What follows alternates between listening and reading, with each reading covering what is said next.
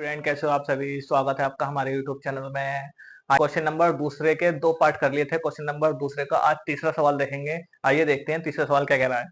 तीसरा सवाल कह रहा है, रोहन की माँ उससे 26 वर्ष बड़ी है। उनकी आयु वर्षों में का गुणनफल अब से 3 वर्ष पश्चात 360 है हो जाएगी। तो हमें रोहन की वर्तमान आयु ज्ञात करनी है। तो सपोज करो अगर रोहन हमारा x वर्ष का है तो रोहन की माँ कितनी हो जाएगी, x प्लस 26 की हो जाएगी। ठीक है, तो अगर 3 वर्ष बात करेंगे तो x प्लस 3 और यहाँ भी 3 हो जाएगा। ठीक है, तो 3 वर्ष पश्चात उसके कितनी हो जाएगी, 360 हो जाएगी।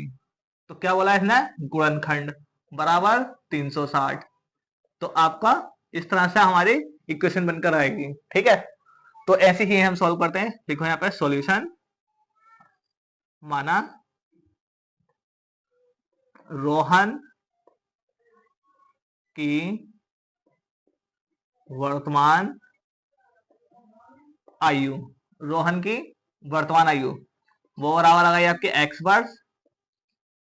रोहन की मां की वर्तमान आयु वो कितनी आ जाएगी आपकी, x प्लस 26 वर्ष।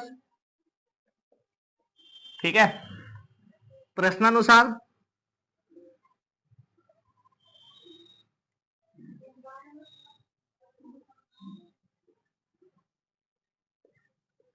तीन वर्ष बाद, 3 वर्ष बाद क्या हो जाएगा आपका, 3 वर्ष बाद हो जाएगा x प्लस 3 और इंटू में x प्लस 26 और प्लस 3 कितना हो जाएगा, 360 हो जाएगा। तो x प्लस 3 इंटू में x प्लस 26 और 3 29 बराबर 360। अब इसकी गुणा आप इस पूरे से कर दो। x की x से करेंगे तो गुणा में खाते जुड़ती हैं, x और x 2x हो जाएगा, x की पावर 2 हो जाएगी। x की 29 से करेंगे प्लस में 29x हो जाएगा। 3 की x से करेंगे 3x हो जाएगा। 3 की 29 से करेंगे 3 9 27 के साथ और 3 हुई 6 और 2 8 बराबर 360। तो आप इसको जोड़ दो, एक्स स्क्वायर प्लस 29 और 3 कितना हो गए 32x और प्लस 87। ये 360 बराबर के इस पार प्लस का रखा उठा के लाएंगे तो माइनस का हो जाएगा बराबर 0। अब क्या करेंगे, अब करेंगे एक्स स्क्वायर प्लस 32x और प्लस माइनस, यही लिख दो, यही आ जाएगा आपका एक्स स्क्वायर प्लस 32x। देखो 360 में से 87 माइनस करो, 3 बचा और 15 में 60 गया 7 बचा 2, 273 बराबर 0। बस आपको इतना ही सॉल्व करना था, इसका आंसर ये हो जाएगा। उम्मीद है आप लोगों को समझ में आया होगा सवाल। चलिए आप लोग इसका स्क्रीनशॉट ले लीजिए। बढ़ते हैं सवाल नंबर 4 की ओर। सवाल नंबर 4 क्या कह रहा है देखिए, नंबर 4 देखते हैं। सवाल नंबर 4 क्या कह रहा है, एक रेलगाड़ी 480 किलोमीटर की दूरी समान चाल से तय करती है। एक रेलगाड़ी जो है समान चाल से 480 किलोमीटर की दूरी तय करती है। यदि इसकी चाल 8 किलोमीटर प्रति घंटा कम होती, अगर 8 किलोमीटर प्रति घंटा, हर घंटे में 8 किलोमीटर कम होती, तो वह उसी दूरी को तय करने में कितना करने में 3 घंटे अधिक लेती और हमें रेलगाड़ी की चाल ज्ञात करनी है। ठीक है, तो इसमें आप फॉर्मूला लगाओगे चाल बराबर दूरी बटे समय। ठीक है, इसमें क्या लगाओगे आप, चाल बराबर दूरी बटे समय। तो सबसे पहले आप इसमें एक मान लो, क्या, सॉल्यूशन, माना रेलगाड़ी की चाल वो बराबर क्या है आपकी, रेलगाड़ी की चाल बराबर, बताइए बच्चों क्या हो जाएगी, वही तो हमें ज्ञात करनी है, तो वो हमें पता नहीं है, x किलोमीटर। ठीक है, और रेलगाड़ी की चाल तो हमने निकाल ली। अब रेलगाड़ी की क्या आएगी आपकी, दूरी, रेलगाड़ी की दूरी, रेलगाड़ी की दूरी कितनी दे रखी है, 480 किलोमीटर। चाल होगी हमारी किलोमीटर पर आवर। ठीक है, रेलगाड़ी की दूरी आ गई। तो अब हमें क्या पता है, चाल भी है कि हमारे पास दूरी भी है कि, ये हो जाएंगी। समय आपका क्या हो जाएगा, बाई। समय हो जाएगा हमारा बाई। अब हम जानते हैं, वी नो दैट, हम जानते हैं कि, क्या जानते हैं, समय बराबर दूरी बटे चाल होता है। चाल बराबर हमारा दूरी बटे समय होता है नहीं, तो दूरी ऐसी रहेगा, समय चाल की जगह पहुंच जाएगा, चाल दूरी की समय की जगह आ जाएगा। ठीक है, तो हमारा हो जाएगा समय बराबर दूरी बटे चाल। तो हम देखेंगे हमारी चाल है हमारी x और दूरी है हमारी 480 और समय हो जाएगा y। ये हो गई हमारी समीकरण नंबर 1। ठीक है बच्चों, ये हमारी हो गई समीकरण नंबर 1।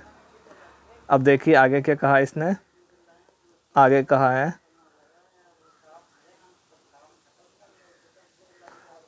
प्रश्नानुसार, प्रश्न के अनुसार। ठीक है, इसने कहा है 8 किलोमीटर कम होती है क्या इसकी चाल अगर 3 घंटा अधिक समय ले, तो ये तो कैसे करेंगे हम, इसे देखिए 8 किलोमीटर कम ले होती है, ठीक है, चाल, तो समय 3 घंटा अधिक ले रही है, y प्लस 3 हो जाएगा और 480 बटे x माइनस 8, और x में से हमारी जो चाल है उसमें से 8 किलोमीटर माइनस कर देंगे, ये हो जाएगी हमारी समीकरण नंबर 2। आगे देखिए, आगे हम क्या करेंगे, समीकरण 2 में से एक को हम घटा देंगे, समीकरण 2 में से एक को हम क्या करेंगे, घटा देंगे। तो यहाँ लिखेंगे समीकरण 2 में से एक को घटाने पर, तो समीकरण 2 क्या हमारी, देखिए बच्चों समीकरण 2 है हमारी 22 प्लस 3 बराबर 480 बटे x माइनस 8, ये आ गई आपकी समीकरण 2। और अब समीकरण 1 उतार लेंगे, y बराबर 480 बटे x, ये समीकरण आ गई 1। अब इसको हम घटाएंगे तो चिन्ह बदल देंगे, y से y कैंसिल आउट हो जाएगा, यहाँ बचेगा 3 बराबर 480 बटे x माइनस 8 माइनस 480 बटे x। अब क्या करेंगे हम, ऊपर हमारा 480 कॉमन हो जाएगा, तो यहाँ बराबर आएगा 3 बराबर 480 ब्रैकेट 1 बटे x माइनस 8 और माइनस 1 अपॉन एक्स, यहाँ पर 1 बचेगा हमारा। ठीक है, अब क्या करेंगे, 3 बराबर 480, अब इसमें एलसीएम लेंगे और 8 तिरछे गुणा कर देंगे, तो हमारा आएगा x minus x plus 8, x minus x plus 8 upon x bracket में x माइनस 8, x ब्रैकेट में x माइनस 8। ठीक है, अब क्या करेंगे, अब हम करेंगे x से x हमारा क्या होगा, देख लो एक प्लस में एक माइनस है, ये कट जाएगा, तो अब इसमें यहाँ पे 8 बचा, तो अब लिखेंगे हम 480 गुणा 8 से करेंगे, तो हम लिखेंगे 3 बराबर 480 गुणा 8 बटे, अरे एक काम करते हैं, नीचे वाले की गुणा करके लिख देते हैं, एक्स स्क्वायर माइनस 8x। ठीक है, अब इसके नीचे एक मान के 8 तिरछे गुणा कर देंगे, 3x स्क्वायर माइनस 8x। एक काम करते हैं, 480 गुणा 8, 480 गुणा 8 से कर दो, 480 गुणा 8 से कर दो, या आप ऐसे लिख दो 480 गुणा 8। एक काम करो, इसमें गुणा मत करो 3 की, आप 3 ऐसे दिखा दो, 3 into x square minus 8x बराबर 480 गुणा 8। अब ये 3 हमारा गुणा में है, बराबर को दूसरी पार जाएगा तो बटे में जाएगा। ठीक है, या फिर 3 से 480 को काट दो, तो यहाँ बचेगा 160। ठीक है, एक्स स्क्वायर माइनस 8x बराबर 160 के गुणा 8 से कर देंगे, तो 16 × 128 यानी कि 1280। कितना हो जाएगा ये, 1280। 1280 ये प्लस का है, तो बराबर की दूसरी पार लेकर आएंगे तो किस चीज़ का हो जाएगा, माइनस का हो जाएगा। तो ये आ जाएगा आपका x square minus 8x, x square minus 8x और माइनस के 1280 बराबर 0। बच्चों ये आपका आंसर हो जाएगा। उम्मीद है आपको समझ में आया होगा। चलिए आज के लिए इतना ही, मिलते हैं हम अपनी नेक्स्ट वीडियो में। तब तक के लिए best of luck for everyone. Thank you.